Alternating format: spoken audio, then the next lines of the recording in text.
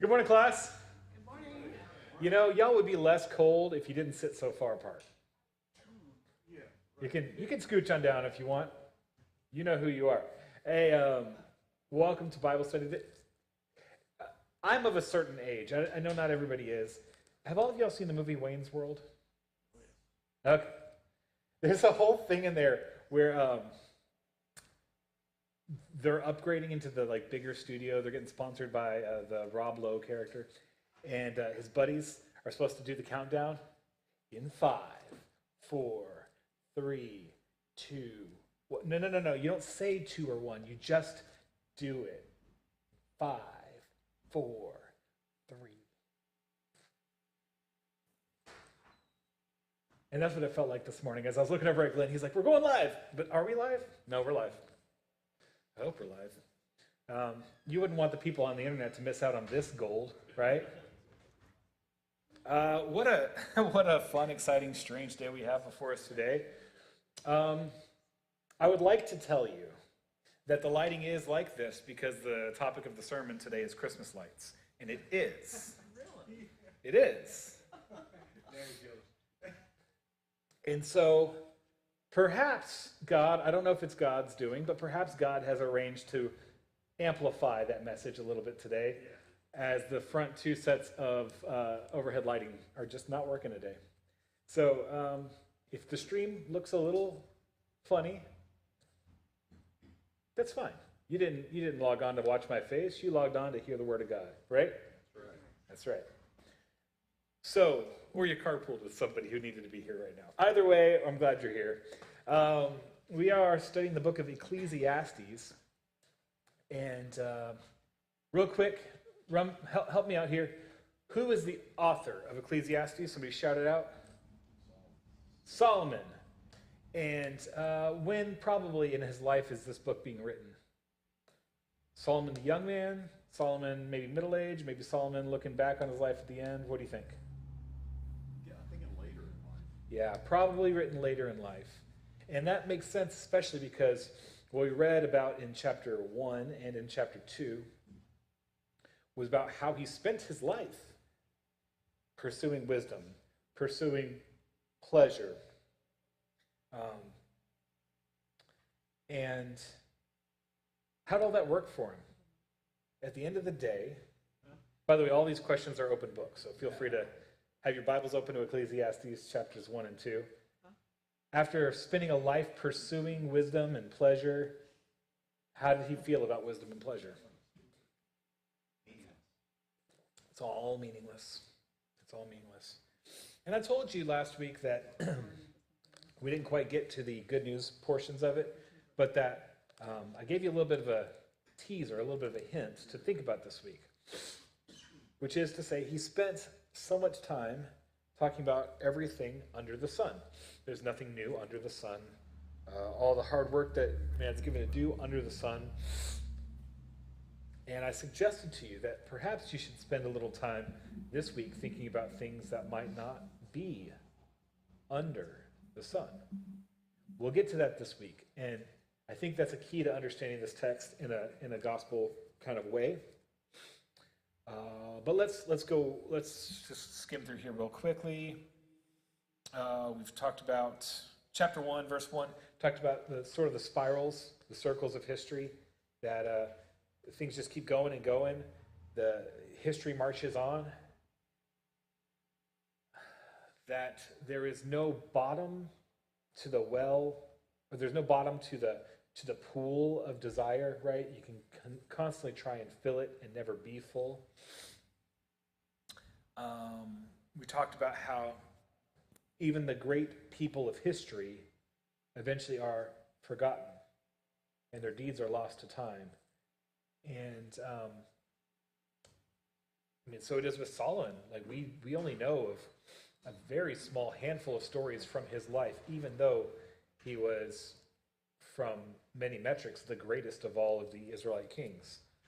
And you have in your Bible one of the best attested and accurate ancient texts that there is So theoretically, we should have loads of information on Solomon, but we don't.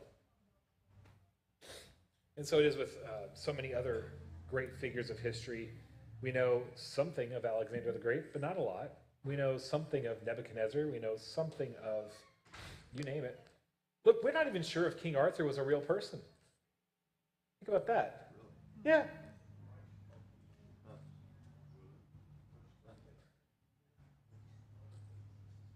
And Solomon recognizes all this while he's in situ, right? Like while he's going through it. We talked last week about hedonism, right? Just that pursuit of pleasure for pleasure's sake, which is often manifested as instant gratification. How does that work out? Not well, right? I don't know how many of you guys regretted the leftover pie from Thanksgiving. You know, every time you walked. So a little bit of confession time. My sister-in-law brought over some fudge to our house for Thanksgiving, and we made the mistake of leaving it visible in the kitchen. And I'm going to tell you, every time I walk by it, I want to, right? And get that little fix. Is it going to satisfy? No. Is it going to leave me in a better health state? Probably quite the opposite, you know? And that's a nice little snapshot of that idea of instant gratification and the detriment that it can be to the human person. But he also sought pleasure in more profound ways, right? He did some legacy things. He planted orchards, and he made pools to water the orchards, and he built big buildings, and you know, a lot of the stuff that we might think about as being philanthropic works.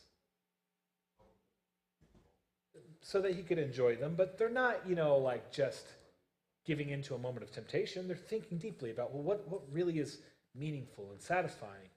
And you know what he found out? Not all that meaningful eventually. And he became great in reputation, right? And at the end of the day, after all he had built and all the fame he had accrued and all the wealth he had amassed and all the things he had learned, at the end of the day, he said, I found that there was nothing to be gained. So that was verse 11-ish. Did we go on a little farther than that? We read through verse 12, okay. I thought we had maybe, but there's a section there. We hadn't read the whole section. Okay, so let's go back to verse 12. So I turned to consider wisdom. This is Ecclesiastes chapter 2, verse 12. I turned to consider wisdom and madness and folly. For what can the man do who comes after the king? Only what has already been done.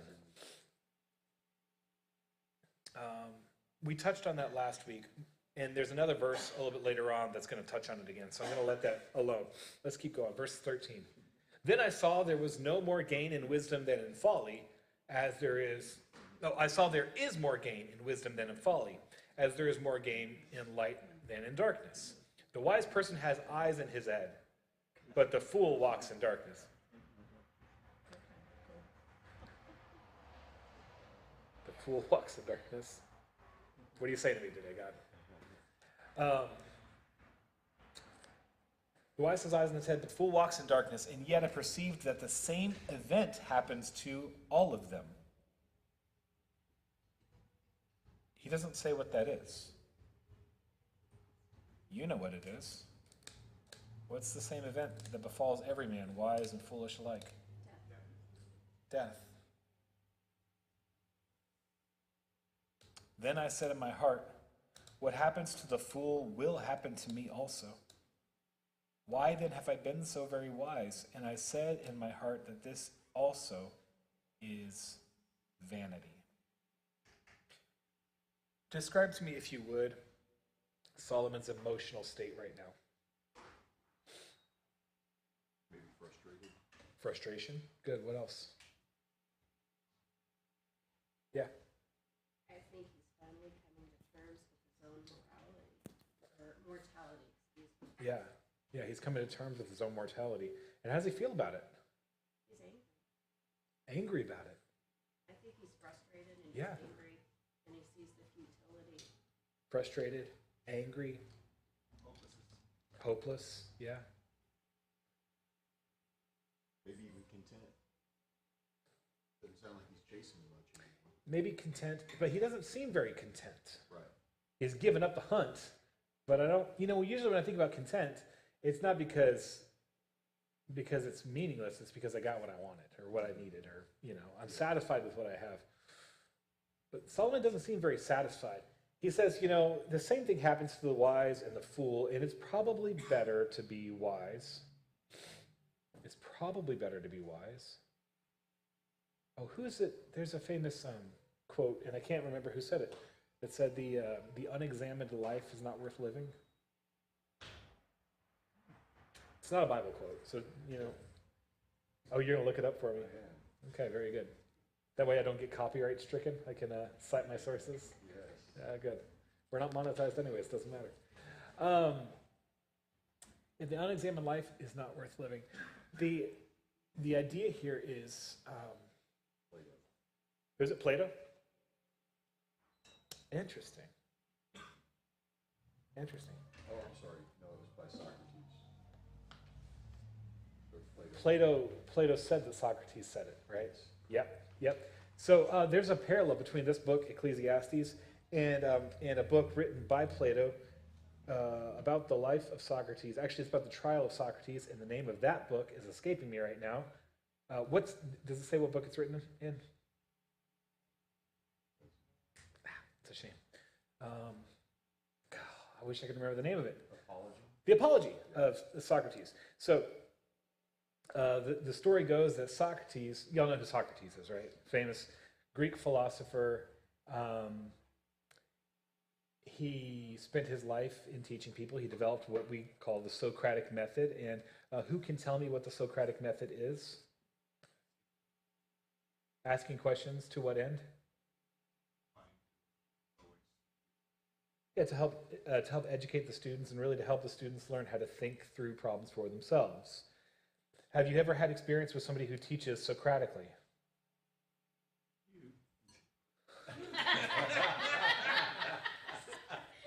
You picked up on what I was doing there. Yeah, so hugely influential thinker. Plato writes a story of his last days because he got put on trial for corrupting all the youth because they started asking questions and thinking things. And he gets put on trial, and the accusation is that he claims to be wiser than everybody else. And Socrates goes through this. He's like, well, I don't think I'm particularly wise. Actually, I think I don't really know anything. And I thought I'd find somebody who knew something, so I went to the scholars, and I asked them what they knew. And the more they talked, the more I realized they don't know anything, but they think they know something. I know I don't know anything, so I'm at least smarter than they are. So I went to the poets because they say these transcendent things. And I thought, surely there's something there. So I asked them to explain. They don't understand what they're saying, but they think they do. I know I don't understand, so that makes me at least smarter than them.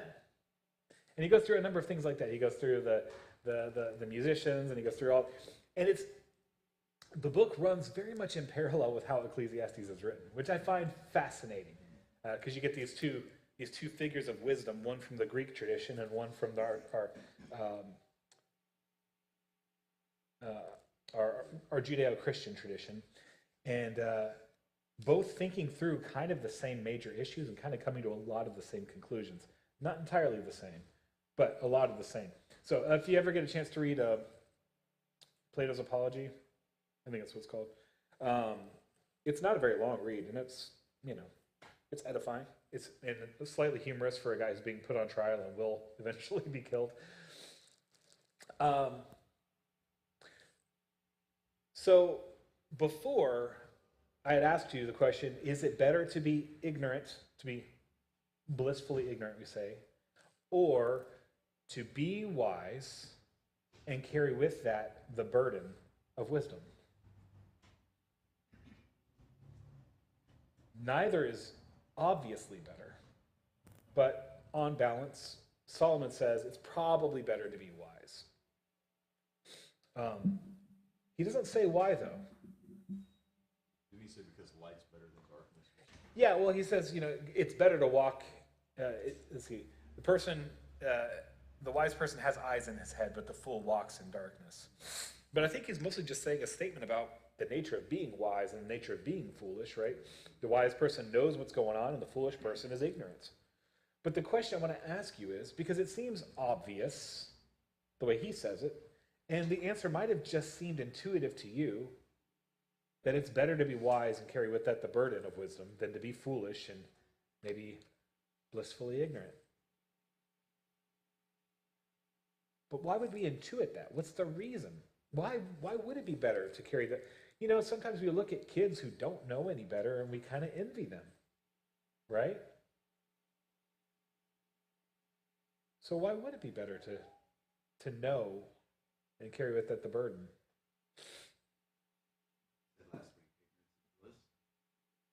Okay. That would seem to be a point for the not knowing side. But you probably don't prefer to be a fool. You'd probably prefer to be wise, wouldn't you? Why? Children. What's that? You have more insight into life, but therefore you have more control. Okay, well, so something you said there actually points toward Nietzsche, right? Knowledge is power, is what he says, right? If you know more, you have more control. You have more, maybe sometimes, like what Solomon's going through is you know more and you find out how much you have no control. I think there is something intrinsic to us that truth is valuable. We just believe that truth is valuable. So I think that's part of it. Part of it might just be being the children of Adam and Eve. In the Garden of Eden, they were in a blissfully ignorant state. They did not know what evil and death were. They did not know what suffering was. And if they had stayed there, they would have stayed blissfully ignorant. But the desire was there to know.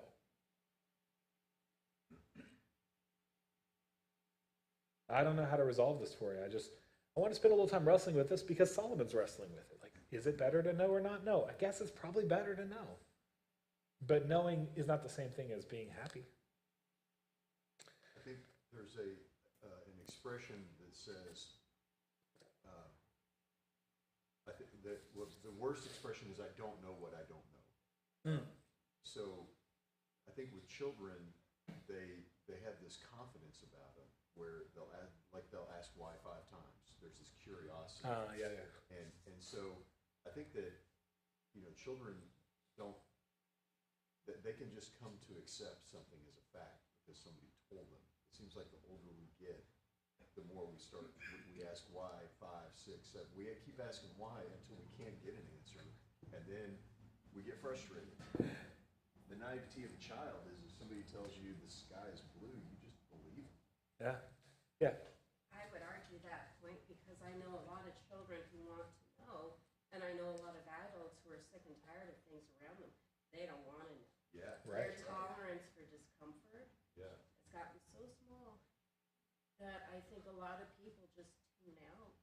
And I think going back to your point, Pastor, I think if you're wise, you have the ability to have a much greater appreciation for everything going on around you. Yeah. Whereas the blissfully ignorant are just like, okay, it's fine. It's all good. Yeah. They don't have that same depth. The funny thing is, this wisdom and knowledge can be a double-edged sword, right? Because it can lead to being overwhelmed, falling into despair, all those sorts of things. But by the flip side of that coin is someone who knows has a greater capacity for gratitude. In our home, we try to feed our family well. We're not like snobs about stuff, but we try to eat things that are more natural where possible. We try to eat things that have less pesticides and all that kind of stuff, you know. And just generally, we don't eat a lot of fast food, all that kind of stuff. Which is to say, we eat higher quality food than I ate when I was a kid. Right? I had a lot of blue box macaroni and cheese when I was a kid. I had a lot of frozen pizzas when I was a kid. And I'm not saying we don't have any of those things, but they're not staples, you know?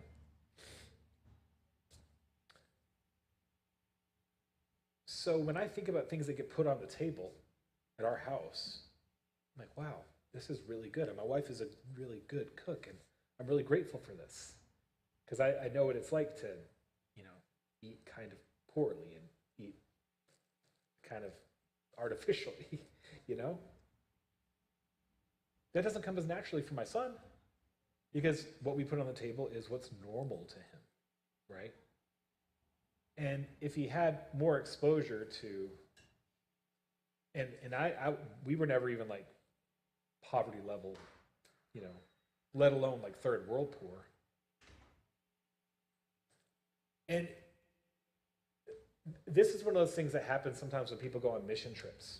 They go into this very poor part of the world and they see how other people live. And all of a sudden, with that new knowledge can come a greater appreciation. Or you think about, you know, when a kid complains about having to do homework, you're like, yeah, well, what about work, dude? You think you're stressed now? Wait until you get a job or two.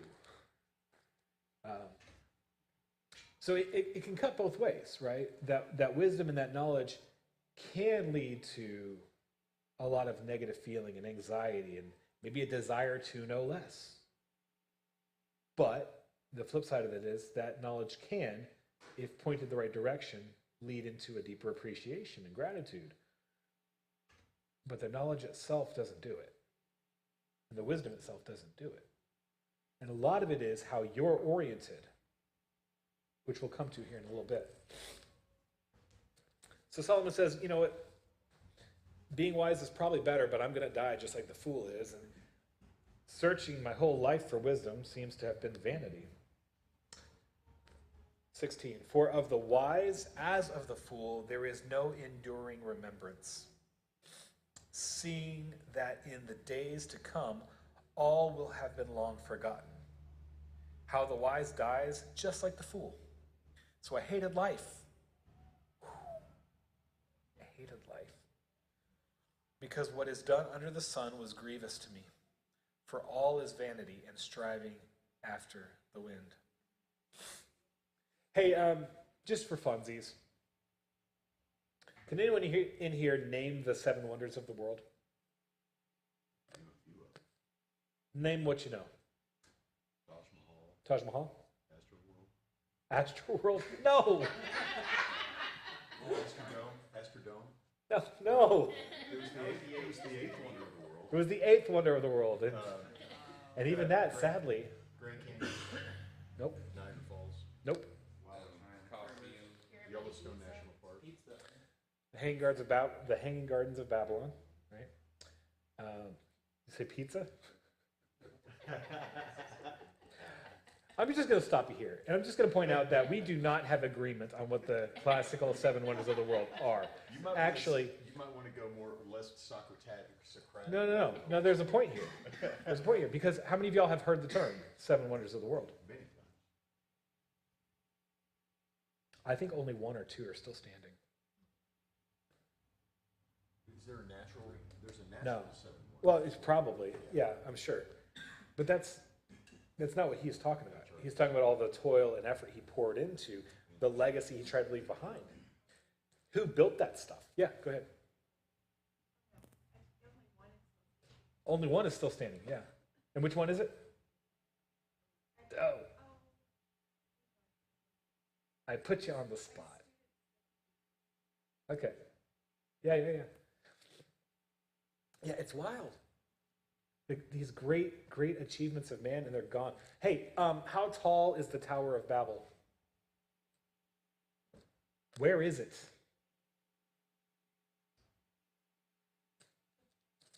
We don't know. We don't know.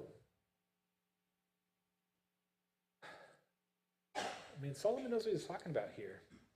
And I've seen how structures get built in the 21st century, and they are not going to be around for a few hundred years. I'm just telling you, right? Except the new church we're going to build, it's going to stand forever. All right, verse 15. Or, I'm sorry, verse 18. I hated all my toil in which I toiled under the sun, seeing that I must leave it to the man who will come after me. And who knows whether he will be wise or a fool. I'm not even going to finish that verse yet. Who is Solomon leaving his kingdom to? Who is he leaving his inheritance to? Rehoboam. Yeah. I mean, in Jeroboam. His sons, right? I mean, he should know that these are being left to his sons. And actually, it's not clear which son, apparently, right?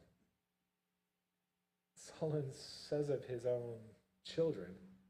Solomon is not even sure, he doesn't know, right? He doesn't assume that his sons are going to take over after him. Who knows whether he's going to be wise or a fool?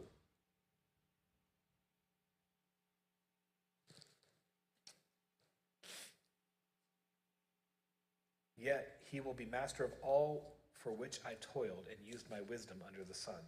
This also is vanity. What is the one factual statement that Solomon can definitely say about the guy who comes after him? He will not be as wise. How does he know that? Is that just ego talking? No, yeah, God told him, you're going to be the wisest man. So guaranteed, his son's going to be at least more foolish than he is. And boy, doesn't this happen over and over and over again in history. Good king followed by a less good king.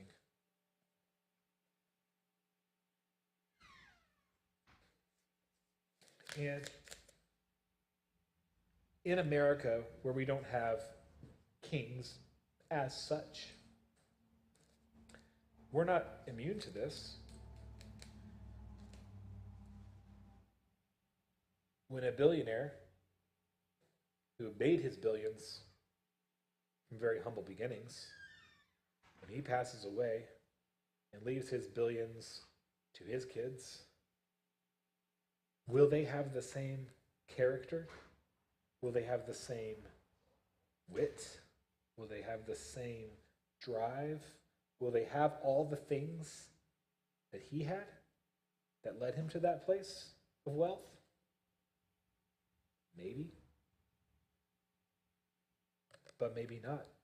And there are at least some of the very wealthy people who, for love of their children, do not pass their estate down to them. They say, here's a modest amount, but if you want to have what I have, you have to find your way to earn it. I think there's a little bit of a fantasy that the rich uncle that you didn't even know about passes away and leaves you his fortune,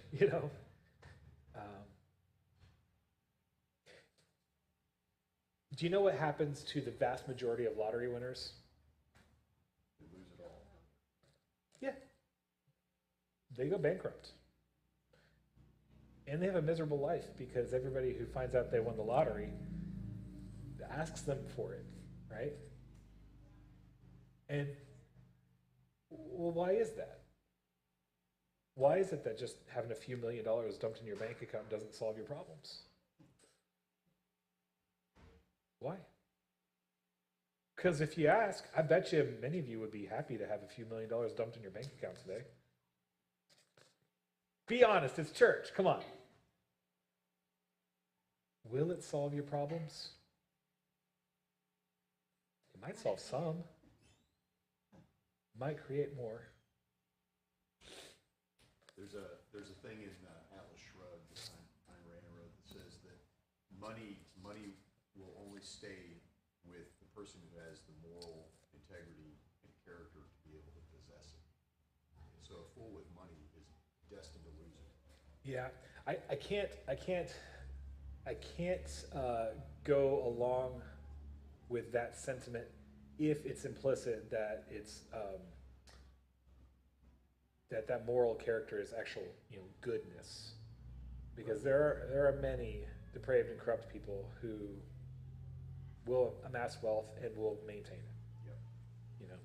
But there is something to the idea that it takes a particular kind of character and a particular kind of wisdom to maintain wealth. Yep. Well, life has an inherent cycle to it. Like, I mean, even if you get money, I mean, it's kind of like, then you have to spend anyway. It's kind of like, so it's not like you hold on to it. I mean, theoretically, you kind of lose it unless you earn some more.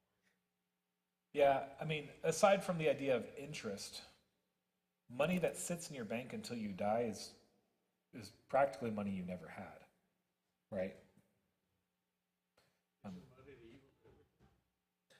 No, money is not the root of all evil.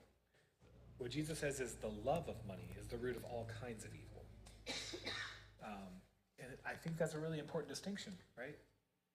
Because there are people in the Bible, Joseph of Arimathea is a good example, right? He's a rich guy. Was his wealth evil? Well, probably not, because he was happy to put it to use for Christ, right? He needs a place to be buried. I'll take care of that. So, One of the little sayings we have in our home, we have a few, is that people are more important than things. And I think that's it's simplistic, but I think it's a good orientation to have, right? Where if we have and somebody else needs, well, let's help them, right? If doing so actually helps them. Let's prioritize people over, so if you can love people more than you love your wealth, then you're probably in better footing, at least from a Christian standpoint. All right, let's keep going. 2022. What has a man for all the toil and striving of heart with which he toils beneath the sun?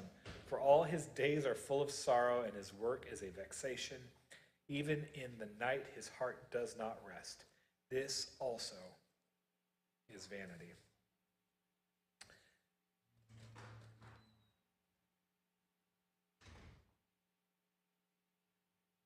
That doesn't sound very motivating, does it? It's all vexation and toil and frustration. So first off, well, I'll just throw this out there. We won't be Socratic about it. We'll just go with it. So I think it was last week, we talked about the curses that came with the fall into sin, right? And the snake, destined to crawl on his belly and eventually to be crushed underfoot by the Messiah. The woman greatly increased her pains and childbearing. But the curse to the man, on the one hand, you might think he got off easy because, he's fine. But he's not really fine because the whole world is cursed. And because of that, making a living is now going to be hard. He's got to go out there and labor. And it's, thorns and thistles and rocky soil and stuff won't just grow as naturally and easily. You got to get out there and you got to. So work is a punishment for sin, right? Good. Jim says no. Because actually, before the fall into sin, they were supposed to work the garden. They were supposed to subdue the earth, right? And help it to flourish. He had a job to do. But what happened from the fall into sin is the work that God designed him to do is now frustrated by his sin. And he's robbed of a lot of the joy that he would have had naturally. So Solomon's kind of like, look, you're gonna put in your 20, 25, 30 years, whatever, you're going to go unappreciated. The work is going to be hard, and eventually you die. You could have saved yourself all that trouble and just died sooner. Like, what's the point of putting in all that effort? Or never even been born. Yeah, Well, I didn't have much choice in that bit. yeah, yeah. More of a joke. Everything under the sun is frustration. Oh, and he says, even in the night, his heart does not rest. Y'all ever gone to bed knowing that you got something big to do the next day? Maybe you left something undone last night. You went to bed. Like he's talking about anxiety. Yeah. Yeah, he is talking about anxiety. How'd you sleep?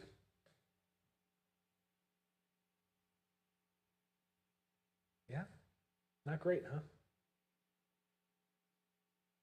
We even have a sort of an idiom about this, right? We'll talk about like what keeps people up at night. Right? And what we mean by that is the difficulty of sleeping when you've got difficult things on your mind.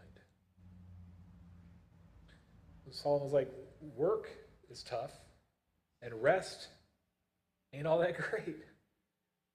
24. We're going to make a little bit of a turn here. We're going to make probably 2 passes at this, and we'll climb up out of the hole. There is nothing better for a person than that he should eat and drink and find enjoyment in his toil. Eat, drink, And be married. and be merry. Why? Because that's a hand from the hand of God. Well, what's the saying? Eat, drink, and be merry, for tomorrow you die. Oh, right. There's nothing better for a person to do than that he should eat and drink and find enjoyment in his toil. This also I saw is from the hand of God.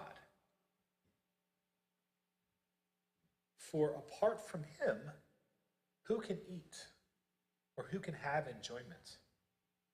For to the one who pleases him, God has given wisdom and knowledge and joy. But to the sinner, he has given the business of gathering and collecting, only to give to the one who pleases God. This also is vanity and striving after the wind. I would like for you to think with me through the life of Solomon. We've talked about it a few times, but I want to think through it with you right now. In the very beginning of his life, first off, who's Solomon's dad? David. David is described as a man after God's own heart.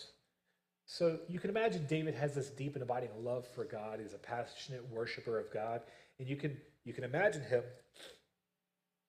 modeling that for Solomon and helping Solomon in that. And as Solomon is approaching the time to become king, God comes to Solomon and says, I'll give you whatever you want.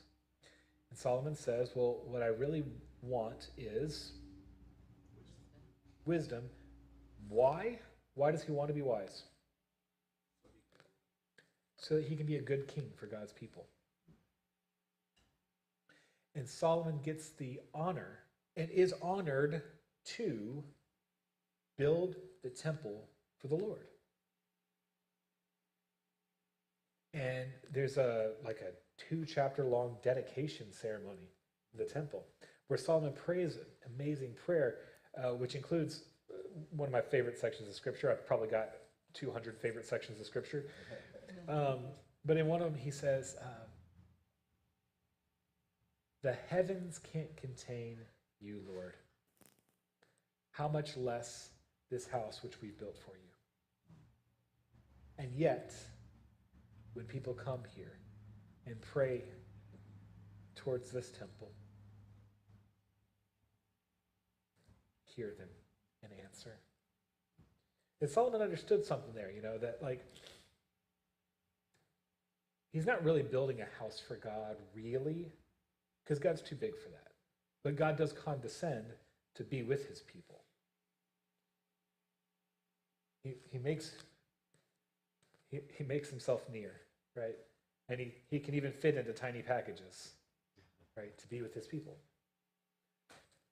So In his early life, it seems as though Solomon's eyes are pointed toward God, that his heart is given over to God, and that what he receives from God. And then, over the course of his life, he becomes more and more, I don't love this term, but I'm going to use it because it kind of makes sense. He becomes more and more worldly. He becomes richer, which isn't necessarily a problem, but it can be. He gains a ridiculous number of women. And along with that, introduces idols into his home. And he starts building altars to these other gods. And he is straying away from the one from whom all good things came. How does Solomon seem in the beginning?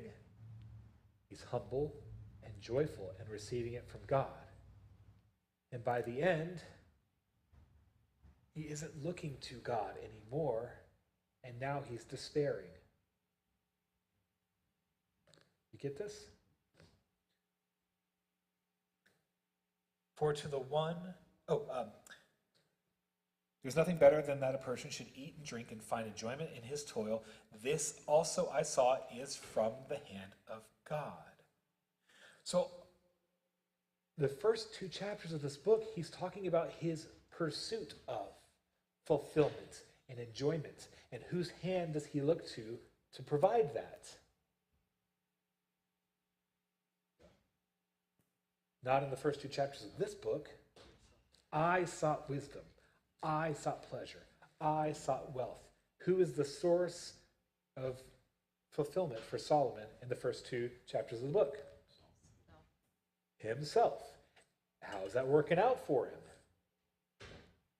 Not well.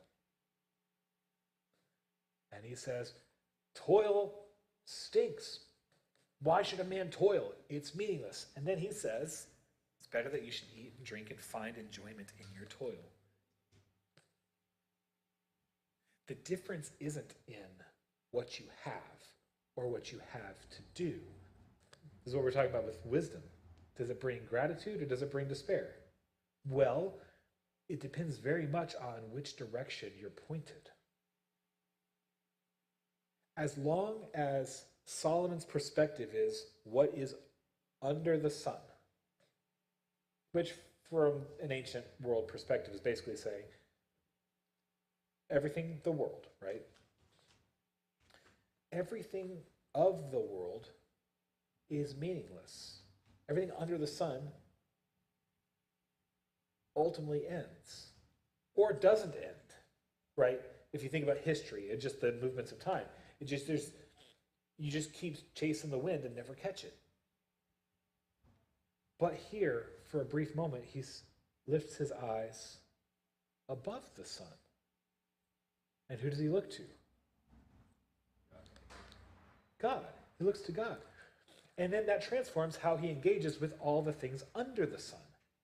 So now, rather than despairing about how meaningless it all is, he can say, oh, no, God has given me the gift of food. God has given me the gift of drink. God has given me the gift of work and the gift of rest. You know, it's an interesting thing, and maybe it's not the same for you, but I'm just going to share my own experience. If I make myself a meal, it's fine. If somebody makes me the exact same meal and gives it to me, it's better. If I make myself a coffee, it's fine. If somebody gives me a coffee, it's better.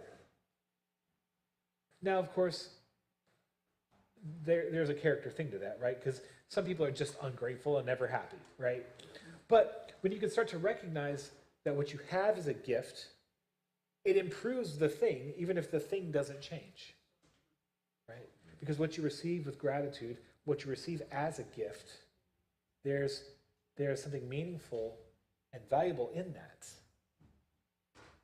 And that's what Solomon's going through. He's like, I tried making the things better and better. I had the best food, I had the best clothes, I had the best house, I was the most famous guy, I was the wisest guy, I had all the good-looking girls from every nation under heaven, I had all the things, and I still couldn't sleep, and I was miserable.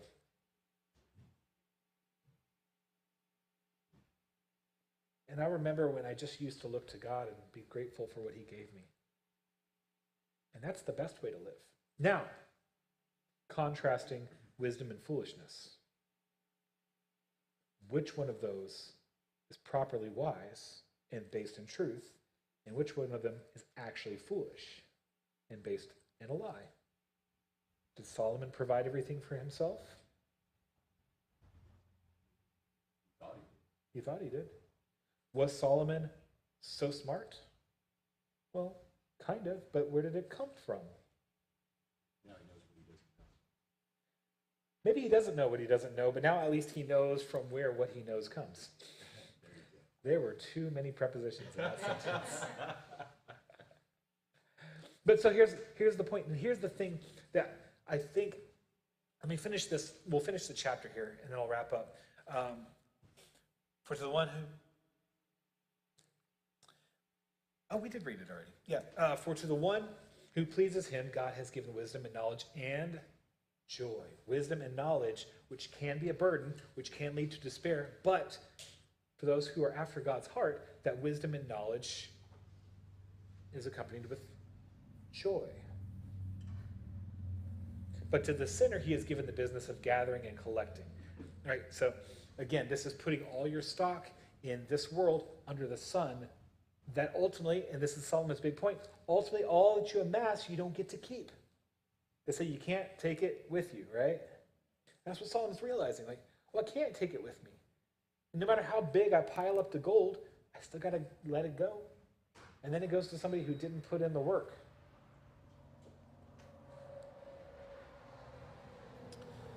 This also is vanity. He's driving after the wind.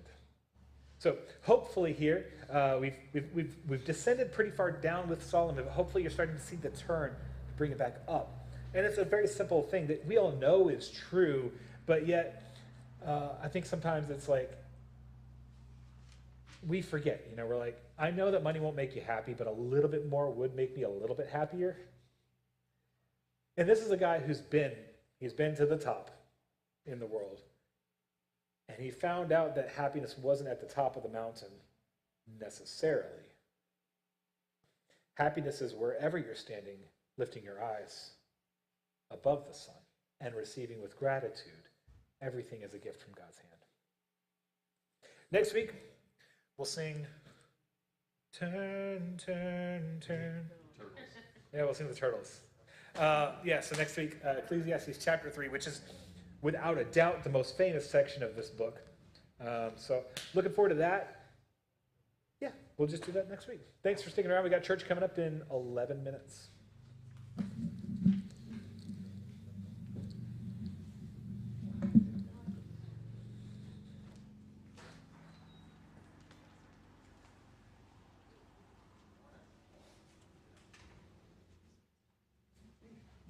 Welcome.